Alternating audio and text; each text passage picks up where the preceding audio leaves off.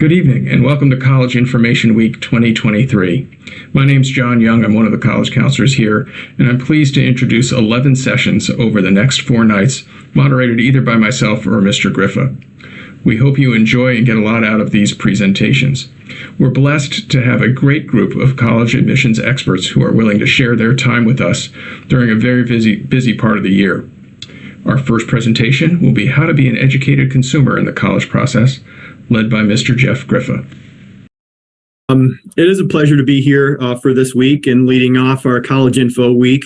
I always get excited for this time of year just because it's kind of like the stepping stone for when we begin to work with the underclassmen, the juniors, as we're starting to wrap up the work that we've done with the seniors in terms of their college search and application process.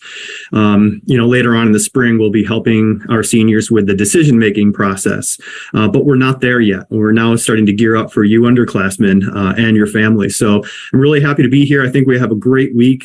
I'm excited about all the presenters.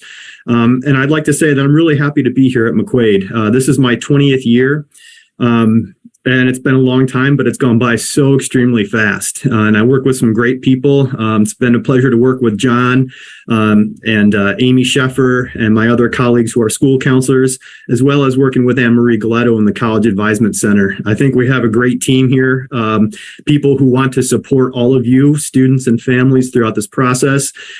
And, what better team to have than those who really enjoy what they do?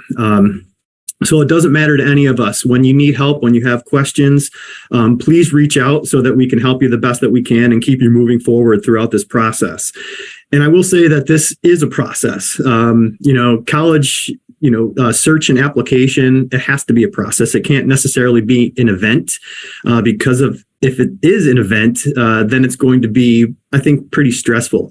But if you break things down, you focus on a few things at a time or one thing at a time, I think that you and the students will realize how much fun that you can have as you think about what the potential can be for the next, 4 or however many years you're going to be involved in education after McQuaid. And I think it's also very exciting to help students find that next home where they're going to be for their time after McQuaid.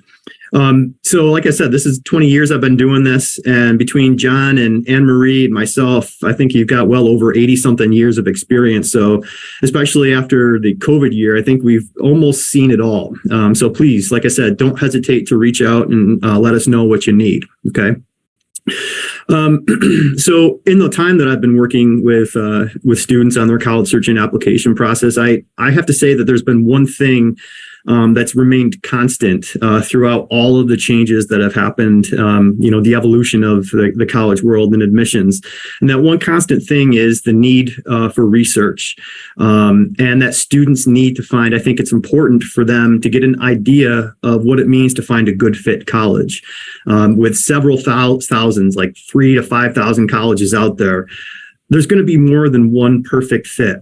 And to find that type of scenario, that college, that place that's going to bring people to the next stage in their life. And if it's not college, if it's a gap year, if it's a vocation, whatever it may be, I think it's important that students really do get invested and they understand what the college or the educational experience is going to be like for them once they get done with McQuaid. And of course, I think because it's not everything is perfect, there's probably going to have to be some compromise that students are going to have to make depending on what institution they enroll at.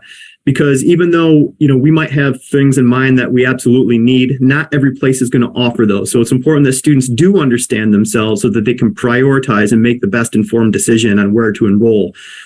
Because if they do make that best informed decision, I think that they're going to be very happy.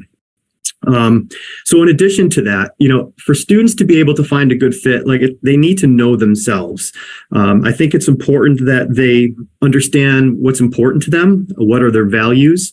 I think students who have kind of understood and learned or realized what their values are, they make better decisions because they're usually moving towards those things.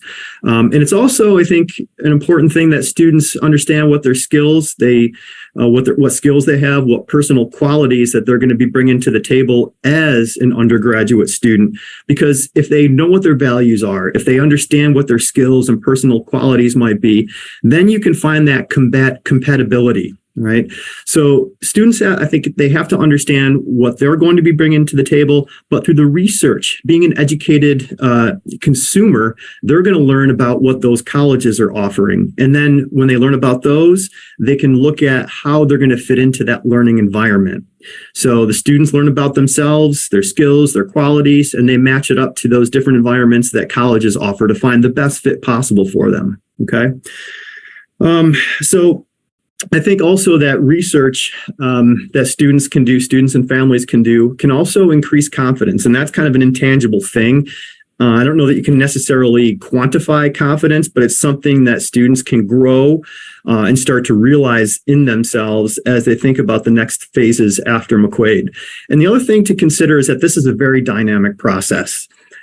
Like right now, well, actually, I tell you a story. I had a student in August and September who was talking to me about a number of colleges that he wanted to attend, most of them down south. And when it came to this time of year, which is obviously around the holidays, he started thinking more and more about the importance of being closer to home, closer to his family, and thinking about how often he liked to get back home for small gatherings and things of that nature.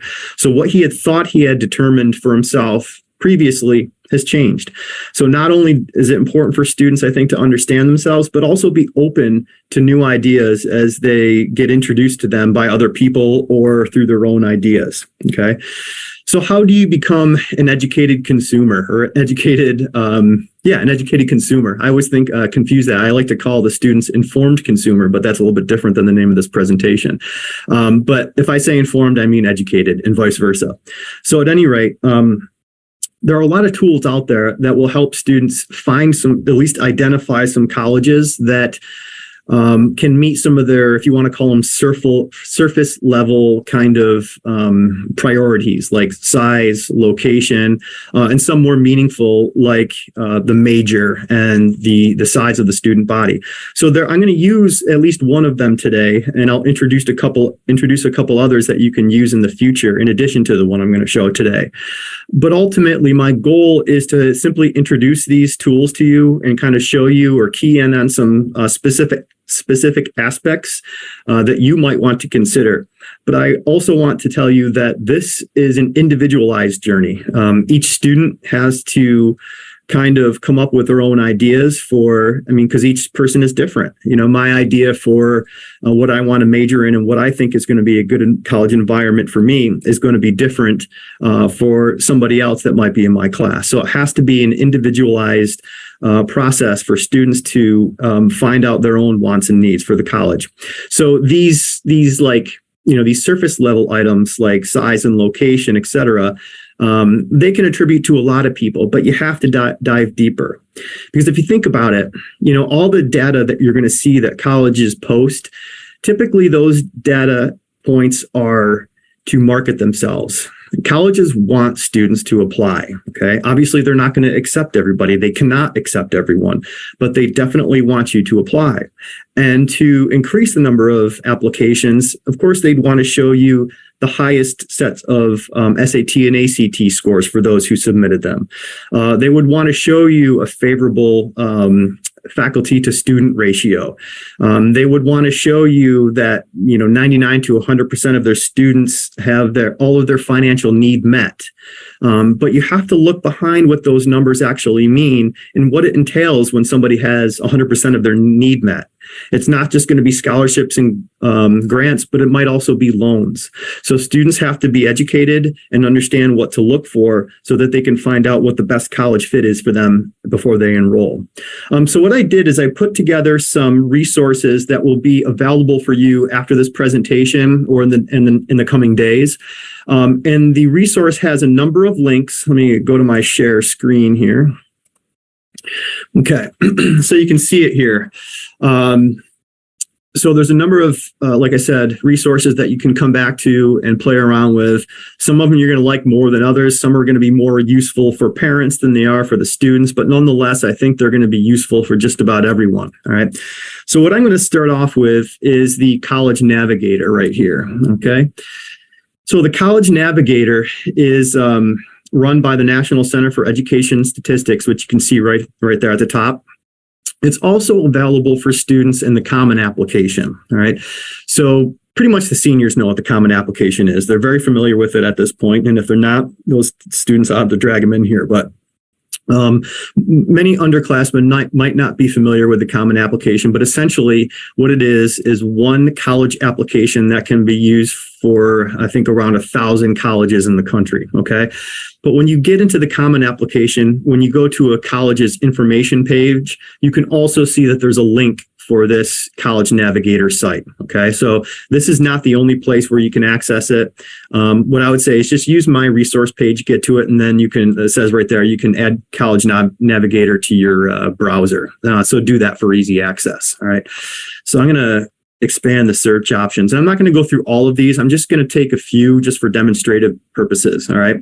So if I had a school in mind, I could simply type in the name of that school right here. I'm not going to do that. I'm going to use the map. All right. It's a really nice interactive map. If I wanted to, I could check off the whole region and get all those states, but I'm just going to pick a few: New York, PA, Ohio, Massachusetts. All right. So like I said, as a student, I want to consider that location as an important factor, because like I said about that example I gave at the beginning, how often do I want to get home? How expensive is it going to be to get back and forth from the college campus? Those are all factors that I need to consider in terms of that right fit. How much it costs to get back and forth is, a financial piece there. All right. So I put in my states. I can also type in a zip code if I wanted to, and then just decide how far away from that zip code I want to look at colleges. So if I had family in a different state and I wanted to find some colleges that were going to be around that family, if I needed support, I could search that way as well. All right. Then we have the majors. So I am going to go pick right here, find only schools that offer all of these selections. So I could put a combination of majors. So for example, an easy one, if I wanted to do like international business as a major and then a minor like in Mandarin or some other foreign language, I would want to look for schools that offered both of those. Okay. I'm only going to use psychology as a former psych major, and we'll go general psych. So you can see I just hit the plus signs to add it, and then I hit this add next to psychology and it's there. Okay. So then I hit close. And then we get to the level of award, and your traditional 4-year degree is your bachelor's degree. And I'm interested in public and private nonprofits. Your private nonprofits are like your U of R, St. John Fisher, RIT. A private for college would be something like a Bryant Stratton College or something like that. Okay, so I'm just going to go for our traditional type of colleges, and I'm looking for a 4-year program. Okay. So when we get down to the tuition and fees, I'm going to leave this blank because I want to show you, once I get information about the colleges, I'm going to show you how this breakdown works. Okay, I don't want to limit the number of schools that are going to be shown to me through tuition. I can limit myself and filter them out after I look at them. Okay. And then undergraduate enrollment. So I like this because you can create a pretty nice range. Students have a tough time thinking about, I think, well, I don't know if I want to be at a large or a small school, or sometimes they'll just say, I want to be at a large school because they love the school spirit. They're used to having that kind of concept here at McQuaid. Some other students really like a close-knit environment because they really relish in that environment here at McQuaid. So I'm going to put a range of, 3 to 10,000 because, like, I'm thinking 3,000, that's not a really big school. It's a school where I can become familiar with a lot of people, I can imagine, but I can also continue to meet new people throughout the semester. 10,000, I'm not too afraid of that. Maybe I heard that there were some, 150 to 200, students in my intro class, but I know that once I get up into my, the top courses in my major, like the 300 and 400 level, I might be in small classrooms and have professors that are going to be really accessible. So I'm okay with that range. And I also know that large universities do a lot to make them feel smaller for students, but there's no way to make a small university or college feel large when they simply just don't have the numbers. Okay. So I'm going to stick with that 3 to 10,000 enrollment. I'm also going to check off housing. I want to make sure that I have guaranteed housing as a freshman. That's important. Okay. Last thing I would want to do is have a student get really excited about going to like City University of New York at Brooklyn and not have a dorm to live in. All right. So it's important to choose that housing. Campus setting for me, I'm going to go suburban, city, and town. I grew up in Waterloo. I'm ready for a change, so I'm not going to choose rural there. And then I'm going to get to number of applicants admitted. So this directly refers to the admission selectivity. So how difficult is it to get into this college? Or actually, I shouldn't say that. What it really means is what percentage of students are admitted to that college. And the lower the percent accepted, typically means that college is going to be more selective, aka harder to get into. So I'm going to go a range of 40, which is pretty darn selective, to about 80%. Okay. Believe it or not, I think the majority of colleges out there accept about, 70% of their applicants. And I think most of us go to colleges that accept, about 70% of their applicants. Unless you're John Serafine and you went to the Ivy League of the North, there, St. Louis University. So, but not many of us are that fortunate. But at any rate, I'm going to stick with this range, and then I'm going to leave the stuff blank down here, because similar to the tuition and fees, I can take a look at the SAT, math, reading, writing, and the ACT composite when I look at the general college info. Okay, similarly, I can take a look at this in another area too. All right, so let's show the results. Okay, so it looks like I've got 29 hits on the criteria that I selected. So essentially, you can see here, I can hold the mouse over here on the icon and get a quick kind of brochure pamphlet level type of information. I can also click on Adelphi in this case, and then I could get to a school profile. I'm not going to do that yet, though. But what I want to do is show you that you can print this list. You can export the results into a CSV or Excel sheet. You can also save this to come back to it later, or just kind of use it as a reference point. Okay. This is not the kind of program where you can log in and save your list. So you have to do the saving on your own. Okay. Other programs allow you to save, like Naviance, which we use, as well as the College Board's Big Future, which I'll show you later. Okay. I'm going to show you all about Naviance later this week. So hold on to your hats for that one. All right. So for this demonstration, I'm going to choose Ithaca. I'm going to add that to my favorites. Let's go to find some SUNY colleges. Is there any others? Yeah, let's go Fordham too on this page. And we'll go, SUNY Geneseo and University of Rochester. Okay. So now I've got those up here in my favorites, which is nice. So I'm going to check them all, and then hit the compare button. So now I've got all 4 of these college/universities lined up against each other so that I can compare them. All right. But let me start. I'm just going to use Fordham and show you that what the actual, so this comparison, the data you get from the comparison looks a little bit different than when you look at Fordham's, their individual, section here for forget what it's called, profile. Sorry. So at any rate, like I said before, this information right here is similar to when you hold your cursor over the info icon on the other page, but then you can go deeper. I'm just going to expand all of these. All right. This is a really important page. You get links to your admissions website.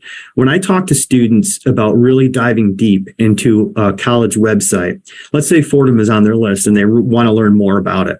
I talk about investigating the 3 A's. Okay, so admissions is really important. You have to know what your dates and your deadlines are. You have to know the admissions plans. You have to know the requirements in order to successfully submit an application. You can get a direct link to the application process itself. So admissions will give you more information. How to apply gives you more detailed information depending on if you're a transfer student, graduate, undergraduate, or international student.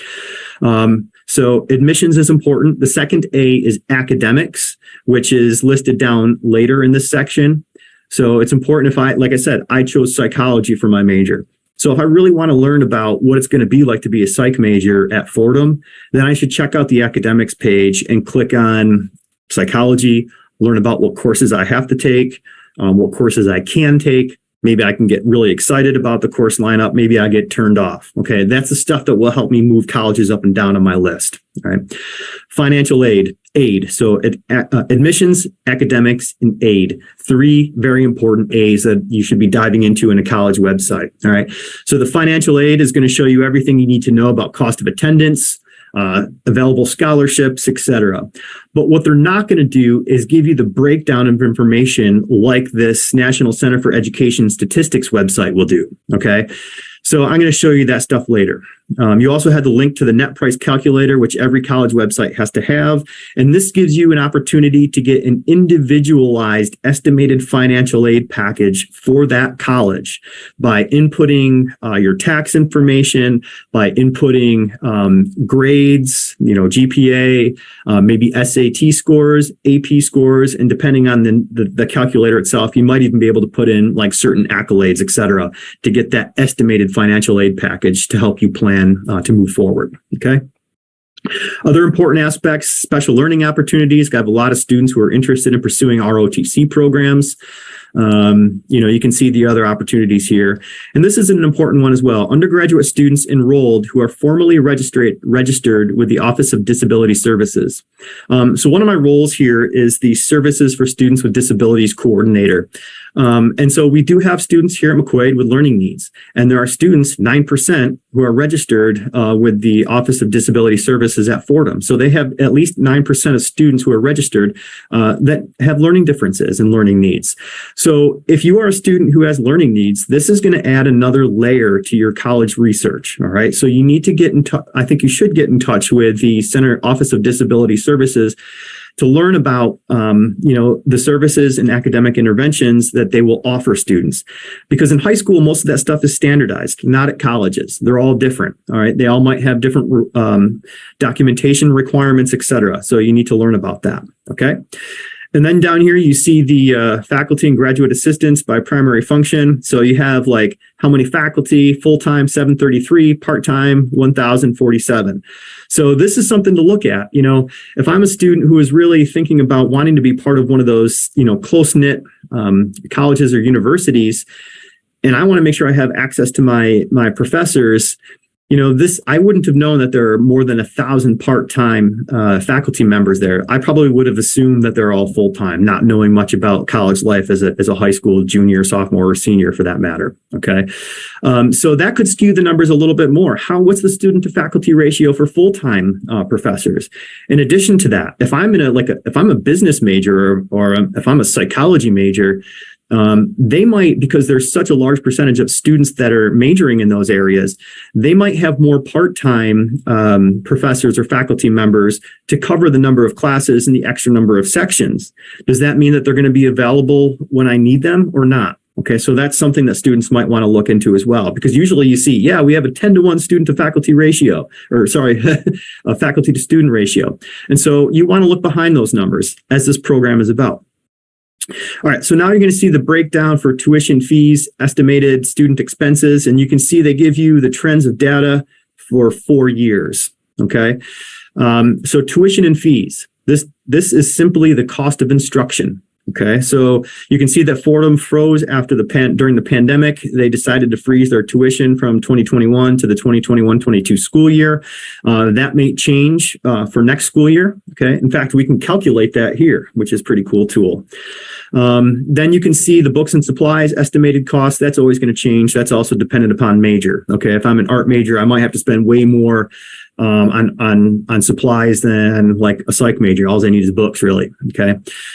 Living arrangements, room and board. This tends to be, if this was a SUNY school, you'd see this tuition probably down closer to like 10 or 11,000, if not a little less. But that room and board will probably also be high because this is your meal plan, this is your dorm, etc. All right. So that definitely increases the cost of attendance. So you can see, when you get down to the bottom here, and they break it down for off campuses and off campus with family, et cetera. But this is the number that you want to be looking for. So in the 2021-2022 school year, it cost $81,000 and $81,186 to attend Fordham University. Okay. That's a lot of money. not everyone pays that. Okay. Very few people pay that full amount. Okay. Because we have financial aid, we have loans, we have scholarships and grants. Students submit the FAFSA, which is the free application for federal student aid. And the colleges will use student aid index or expected family contribution number, which you'll learn about in financial aid presentation. And they'll take a look at that, how much your family can afford and how much it costs to attend. And they'll look at how they can cover that gap. So, if I'm responsible for, $20,000, then we have like a $61,000 gap to cover. And that's going to be covered through federal loans, federal grants and scholarships, state scholarships, institutional scholarships, private loans. Okay. So there's a combination of all those things that will help cover that $61,000. And then I still have to be responsible for paying that $20,000. Okay. But I wanted to also show you this, the multi-year tuition calculator. All right. So this will help you plan out. So if you're a junior, you're going to be enrolling in the class of fall 2024. So let's look at that, 24, 25. So if we want to calculate the tuition, I can expect the tuition is going to be about $59,000, almost $60,000. And remember, that's only the cost of instruction. So over 4 years, and they kind of they account for that whatever percentage of tuition bump. You can see the difference for each year. 24, 25, 26, 27, and how that has gone up by a certain percentage each year. Okay.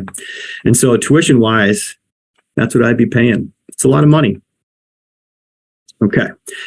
Moving on from that, let's go to the financial aid section. And this gives a more of a breakdown. So what I told you before is that when you look at a college website, they're simply going to say that a certain percentage of need is met for their students. This breaks down the averages for, how much aid students receive. So this is full-time beginning undergraduate students. So first-time undergraduate freshmen at Fordham. And then we have all undergraduate students. So there's a lot of numbers. I'm not going to sit here and read through them all, but I hope that you go and look at your own colleges to see the breakdowns here. Okay. But this is a really nice and useful page. Okay. This breaks it down by income bracket. All right. So if I'm a family and I'm either earning between $0 and $30,000, this past year, Fordham is saying that I'm still responsible for $22,000. Okay. So there's still a pretty good gap there that needs to be covered through, institutional loans and scholarships and grants, et cetera. All right. And then you can see the breakdown, what to expect for all these other,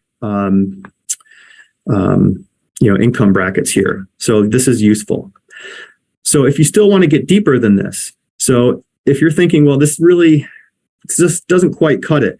Here's the net price calculator that I referenced earlier. All right. So like I said, this gives you the opportunity, brings us right to the Fordham website to put in my own specific information, my tax, my family income, any other assets. And depending on how detailed this gets, some are more detailed than others.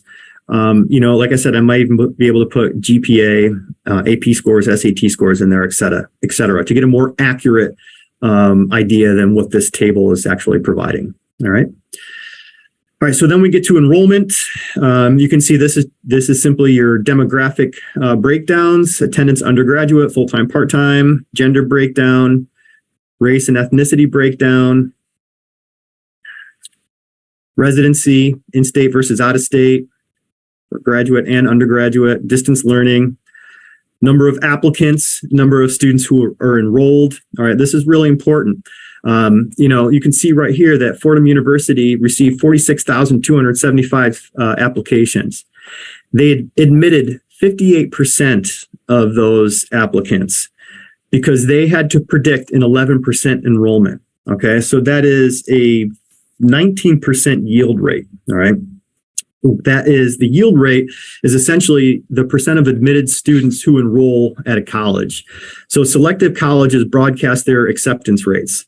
Yield is what they really focus on, though. And that's because yield really drives the selectivity. And think of it this way. So if you have 1,000 slots to fill in your freshman class and 25% of those who are admitted enroll, then you need to admit 4,000 students to fill 1,000 slots. If your yield is 50%, then you only need to admit 2,000 students to fill those 1,000 slots. And then if you have a yield of 75%, which is like your Ivy level yield, which means most of the students who are accepted want to go there, do go there. So if it's the 75% yield, then I only need to accept 1,333 students. So let's say in each of those scenarios, the college gets 8,000 applications. All right. In the 25% yield scenario, the school needs to admit half the applicants. If the yield increases to 50%, then their acceptance rate is just 25%. And admitting less than half of the applicants makes a school selective. All right. The school's 75% yield accepts just 16% of their applicants, which would put it among the most selective colleges. So that's why I mentioned the Ivies before. So having a high yield, which means those students who were enrolled out of the admitted pool, allows a school to be more selective. Okay. And that's why early decision is really popular at colleges, because essentially that student is admitted, then that student enrolls. So it's like 100%. Okay. So that's a definition or a quick synopsis of what yield rate means. Okay. And then you can see what admissions criteria are considered recommended or required. And then you can see what we have here for test scores. So this shows between SAT and ACT that only 37% of the students submitted test scores during the admissions process. Okay. So think about that. If only 37% of students submitted their test scores, it might be safe to say that the students who submitted them felt really good about those scores. So they were probably higher than the published mid 50%. Mid 50% simply means half the students had between a 650 and a 730 on the verbal part of the SAT. Okay, 25% had above, 25% had below. So basically, if I'm a student and I'm scoring in that mid 50%, I'm going to submit my scores. So in a sense, you have a self-selecting pool of students who are really confident, felt good about their test scores, and who are more likely to submit them to their college. So these numbers might be a little bit more inflated than in years past, especially because that's one of the, and John will talk about that later with SAT scores. We might see some more inflated numbers because more colleges have gone test optional. Okay. Then we get retention rates.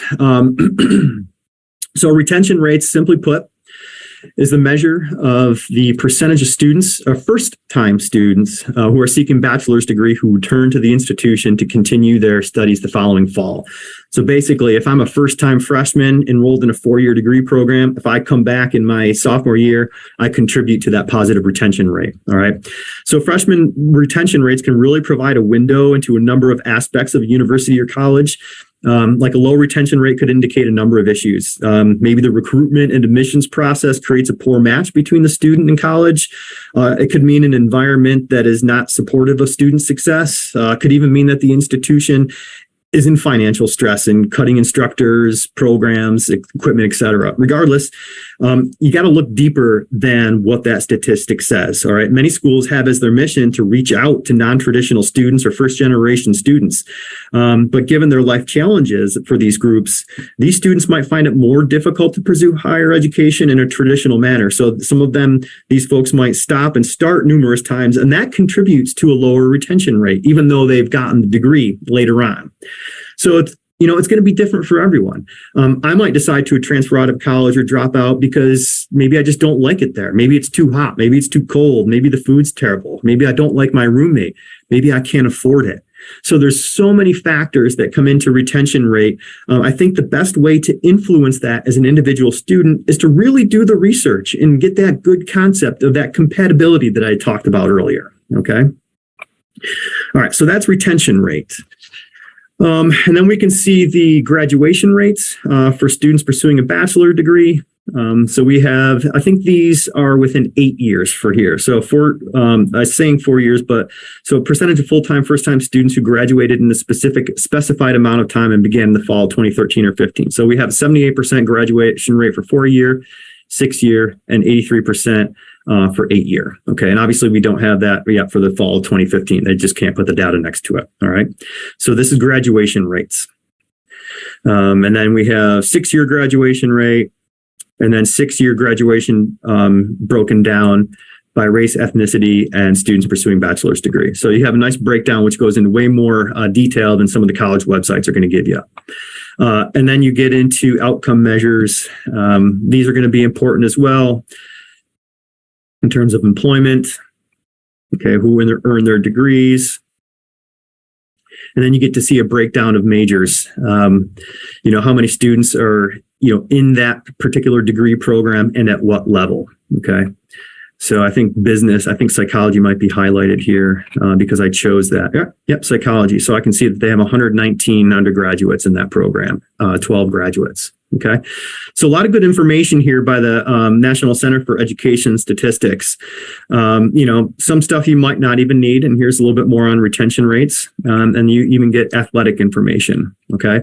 I want to take a little bit of time to show you the comparison because time really does run short in these 45-minute presentations. So I just gave you the scenario for Fordham.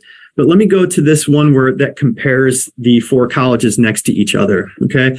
A lot of the information is going to be the same, but it's going to look a little bit different because you can't put those pie charts and histograms on when you're comparing 4. There's not enough room on the page.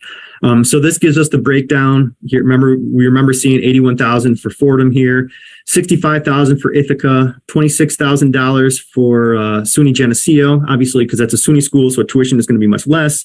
And then you can see U of R at 79,000. Okay, you can play around with this multi-year tuition calculator there. You get to see stacked up against each other. Percent of receiving any financial aid, lowest at University of Rochester. Okay, you can see the breakdown for types of aid by percentage in dollar amounts. You get your net price here. Okay, and this is a nice one going back to that income bracket. So now you can see how it looks at each different school. You compare your enrollment, compare admission stats. Okay, percent admitted 58, 78. So like I said, Fordham was 19%, Ithaca's 14% yield rate, Geneseo was 20%, and U of R coming in at 49% yield rate. So that's going to be a first choice college or first backup for a lot of students. Okay. And then you get into your retention and graduation rates again. Okay. So there's the comparison function. I'm going to go back to this document that I put together and just run through quickly some of these websites just to introduce them to you. So the College Affordability and Transparency Center is a really nice website. You can get to the College Navigator from here as well. That if clicking enter is that same site I just showed you. You also have the 910 information. Basically, this is just a list of schools that violated they can't have no more than 90% of federal funds funded students at their college or something along those lines. It's not going to be really important for our students or families. College affordability and transparency list, so you can type in questions and get answers to them. College financing plan. This is a good one. So basically what students can do is they can use this form to put in information about, what colleges they're looking at, and the colleges can reach out to the students about scholarships, et cetera. Okay. We don't have to look at state spending charts. It just talks about an allocation of educational spending.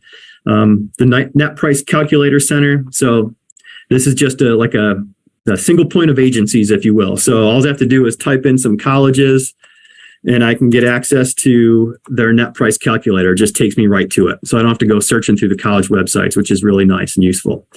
And then we have, the College Navigator. So that's a good website. We also have the College Scorecard. This one is fun. It gives you a lot of that information that we looked at before. Let's just go to schools, custom search. No, I don't want to do that. Field of studies, more search options. So I'm just going to go bachelor's degree and just pick any major here because I was looking at Bentley University earlier and I knew that's the easiest way to get to it to show you guys this. But this is a different way to look at a lot of the information that I showed you previously. But what I do like about this is you get these nice graphics here. So the graduation rate, 89%. And they're talking about 8 years of entering this school for the first time. All right. So that's something to consider. You always have to look behind those numbers because 89 looks pretty good, but they're saying within 8 years. All right. But the midpoint, you can see they're way above the midpoint for other 4-year schools, which is 57%. And you can see the other comparisons here. But let me show you a good one. I hear a lot about return on investment. So if I can find... Let's go. Yeah, I'll just go to accounting. So I clicked on the accounting and related services bachelor's degree. And this is showing after completing the degree, I thought this was 8 years as well. It might be 10 years, but I'm earning the median, which is the dead nut center of earnings, is $72,000 for that major out of Bentley. And it shows the monthly earnings, the median debt, the monthly loan payment. These are all averages though. Okay. It's going to be different for everyone. But at least gets you thinking about, okay, this one looks like workable. Let me look into it a little bit deeper. Okay. And the number of graduates from that major. All right. So this is a really cool website for that. It also gives you again, that same kind of income bracket and another nice visual for comparison. Graduation and retention. Again, we like looking at the retention rate, outcomes after 8 years of attending. Okay. Financial aid and debt. Again, you get to see students in general from Bentley University. They're looking at this 250 typical, loan payment. Here's the median debt, median total debt, 25,000. So that's again, dead nuts middle. And this is cool too. I found this interesting, this should be directly correlated to the wages information. You would expect that, when you see students who are, earning like $3,000 to $7,000 per month, they should be able to make progress on their loan payments, or maybe even paid in full if they're doing it, being aggressive about it. Okay. So I liked seeing this, and you can see this at any different college, and obviously those numbers are going to change. Okay. And again, you can look at more typical earnings, student body breakdown. All right. More graphics, more information, all good stuff for everyone. All right. SAT breakdown as well. And I wanted to show this to you because Bentley is one of those colleges that are requiring admissions test scores, as it states right here. Okay. So if you are applying, you have to submit your score. So this is going to be pretty accurate for Bentley as opposed to what I had said before about Fordham University. Okay. All right. Back to this. So the Occupational Outlook Handbook is another website. It's really good for students who want to explore different careers. So if I want to search, I'm going to stick with the psychology theme here. Looks like I've done this before.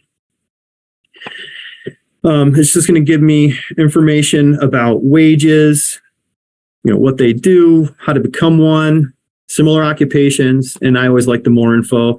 You get hooked up with resources, learning more about career in psychology. And this is a good website here, Return on Investment, done by Georgetown University's Center on Education and the Workforce. So they ranked return on investment for 4,500 U.S. colleges and universities. This is a great website. But before you really dive into it, like me, and don't read the glossary, it's probably going to take a little bit longer than you should. So read through this and then take a look at the data that they provide down here, because it's fascinating.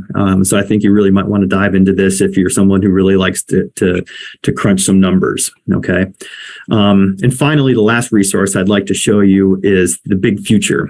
We use this a lot, and John uses this a lot. I use this a lot, in addition to our Naviance program, because here you can explore careers. You can take a career quiz. You are going to have to create an account, and most students have an account, especially juniors, maybe some sophomores. So if you've registered for an SAT, or if you registered to view any PSAT scores, you will have an account. Don't create duplicate College Board accounts. Don't do that, because you're going to use this website to register for SATs as well. Okay, but you have to sign in to take the quiz and save your careers, etc. You can also build your college list. So like I showed you on the College Navigator, you can go through here and click on, location, majors, type, campus life, etc. All right. And then you can also look for scholarships. Very important these days. So I think with all of these tools, and there are more out there, this list is not at all comprehensive. You might find some are more useful than others than what I showed you. You might find additional resources on your own. But the bottom line is this: I don't necessarily care what you use, but I think it's really important that you all look behind the numbers. Talk to students when you're on campus. Try to get some of that anecdotal information about, if there is a retention rate problem, why is that? What is the faculty to student ratio? What are student experiences when they go to see their professors, et cetera? So try to get as much qualitative information or anecdotal information as you can, perhaps through a college visit, perhaps by talking to college admissions counselors. Be an informed consumer. Ask questions, demonstrate interest, and demonstrate knowledge for those colleges that you're interested in. And that's all I got for you. Thank you.